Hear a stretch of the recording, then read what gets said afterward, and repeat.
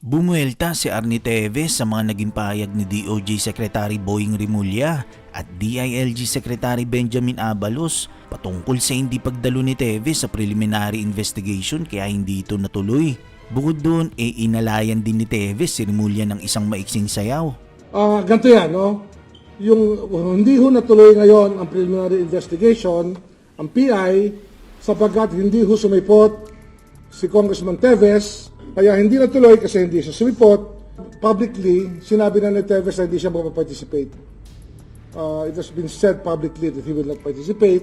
Bonjing, niloloko mo na naman yung taong bayan. Bakit sabi mo na naman na sinabi kong hindi ako sisipot sa PI? Meron pa akong sinabi. Ang naalala ko lang na sinabi ko, walang nagpakita sa kampo namin doon. Dahil wala naman kaming imbitasyon. Wala kaming sabina. Hindi namin kasalanan yun. Kasalanan ng sinumang ahensya na dapat magpadala nun. At isa pa boss, di ba sabi ko, tigilan mo na magsalita hanggang masagot mo yung dapat mong sagutin.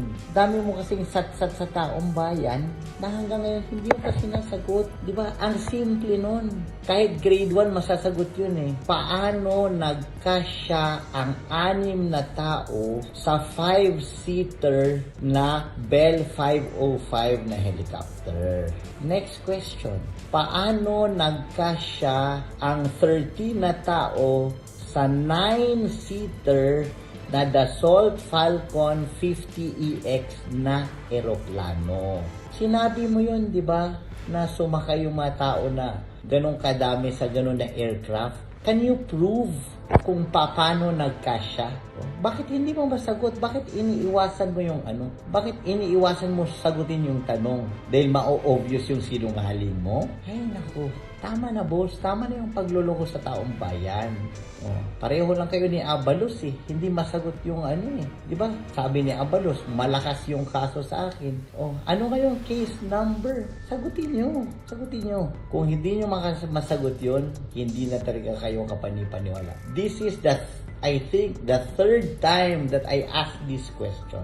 And hindi lang ako nagtatanong nito, ang buong sambayanan nagtatanong. Dahil nagsasabi kayo ng mga bagay-bagay na hindi nyo na-prove. Prove what you are saying. Please lang boss, pakisagot.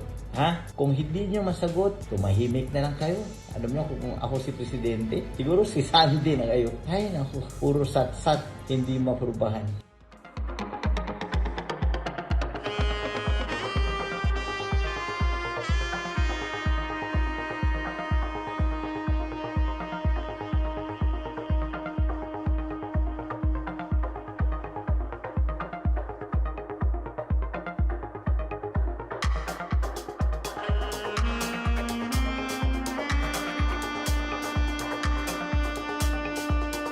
Dismayado si Interior Secretary Benhur Abalos sa tinuran ng kampo ni Negros Oriental Congressman Arnie Teves matapos na hindi nito siputin ang unang araw ng pagdinig ng DOJ hinggil sa murder complaints laban sa kongresista.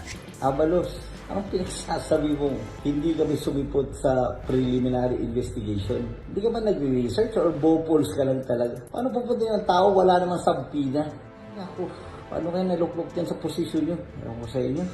Abalos, ano sabi mo? Lalabas ang katotohanan. Alam mo, ang pinaka-katotohanan na dapat nyong ilabas, yung hinihingi kong case number. Di ba? Sabi nyo, malakas ang kaso nyo laban sa akin sa Digamo case. Ano nga yung case number? Di ba? Kung walang case number, di walang kaso.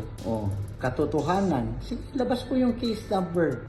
Dahil kung walang case number, di sinungaling ka. Isa pa, sabi nyo, nagawa nyo na lahat. Kung nagawa nyo na lahat, naimbestigahan nyo na ba lahat ng anggulo? Di ba? Kung hindi nyo pa naimbestigahan lahat ng anggulo, di hindi nyo pa nagawa ang lahat.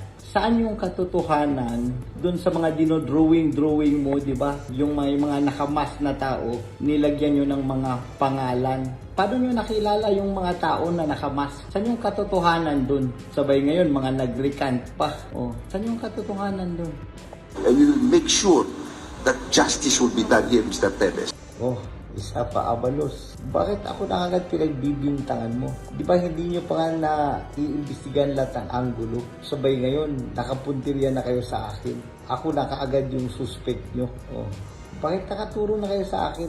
Mali yun eh. Diba? Kanina lang may isang balita, sabi ng NBI na dapat tingnan lahat ng anggulo. Oh. Sa inyo, hindi pa, wala pang investigasyon or hindi man kompleto, ako na kaagad. You are so fixed on me already. That's wrong. At the end of the day, the arbiter will be the people. Ano sabi mo, Abalos? At the end of the day, the arbiter will be the people. Ano yan? Trial by publicity, di ba? Ang naghuhusga ng kaso ay korte, di ba? Hindi taong bayan. So, ewan ko kung anong batas ang sinusunod nyo. Basta sa akin, ang alam ko, sa batas, korte ang naghuhusga ng kaso. Sa ngayon, sa lagay nga ngayon, kahit sa trial by publicity, halos hindi na naniniwala yung tao sa inyo eh. Dahil nung una pa lang, nanghusga na kayo kaagad na wala pang investigasyon. Ngayon, nakikita na natin at ng karamihan, bumabaliktad na yung hangin. Na-obvious na yung mga script nyo na hindi tama. Puro panghusga, walang investigasyon at walang mga pruweba. Ay naku, gumawa na kayo ng sine. Baka umasenso pa kayo sa movie industry. Sabay, meron pang isa, boss. Alam nyo, ingatan nyo yung itsura nyo sa camera, boss. Sobrang obvious na yung pagkangiwi ng mukha nyo. Di na maganda tinan, masyado ng halata. Hindi siya magandang example para sa isang opisyal. Hindi talaga maganda. Hindi dapat tularan. Ngiwi yung itsura nyo. Talaga, look at your face in the camera or in the mirror. Sobrang ngiwi. Ang pangit tingnan. Binanatan din niya si Harry Roque dahil sa tuwing binabanggit daw nito ang pangalan niya, lagi raw may prefix na suspended congressman.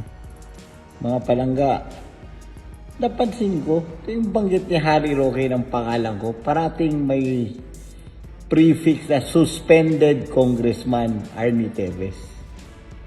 Hindi kaya karapat dapat na tuwing banggitin yung pangalan niya, sabihin din talo ng kandidato na si Harry Roque?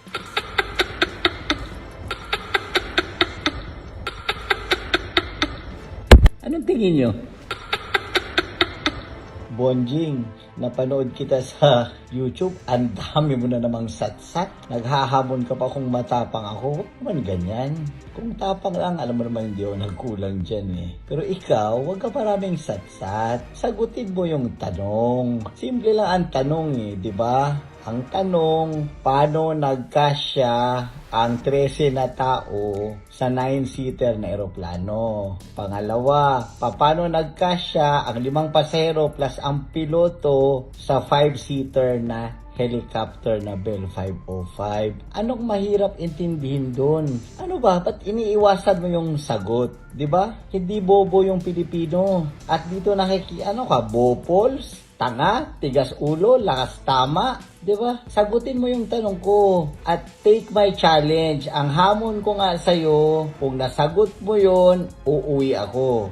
Kung nasagot mo ng tama. Pero kung hindi, mag-resign ka o ano. Kung matapang ka, take my challenge. O, wag mo ko hahamunin ng tapang-tapang dahil hindi kita aatrasan, boss. Malaki ka sa akin pero kilala mo na ako. Walang ganyanan, ha? Doon lang tayo sa tama, okay? Wag natin ilihis ang issue. O, nililihis natin yung issue eh. Ay naku, puro kasatsat.